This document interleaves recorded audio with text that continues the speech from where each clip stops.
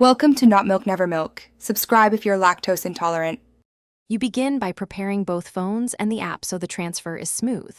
Sign into the same Microsoft account in Authenticator on Android, then install and open Authenticator on the iPhone.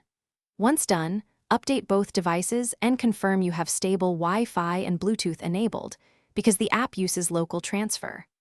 Now on Android, tap the three dots, choose Export Accounts, verify with your PIN or biometric, and select the accounts you want to move. This starts the secure QR exchange. Now you move the codes themselves. On the iPhone, tap Import Accounts and grant camera access so you can scan. Once you've generated the QR on Android, position the iPhone camera and scan.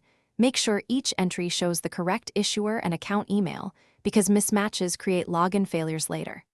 After scanning, the app will add one-time codes. For some services, you may need to reauthorize login or enter backup codes. Make sure time sync is accurate on both devices to avoid invalid codes. Finish by testing. Sign into a site using the iPhone's code to confirm successful transfer. Once verified, you can remove accounts from Android. Make sure you enable Authenticator Cloud Backup on the iPhone so you can restore later, and keep the Android backup for a day or two until you're confident. If something goes wrong, check device time sync first. Incorrect clock causes failures.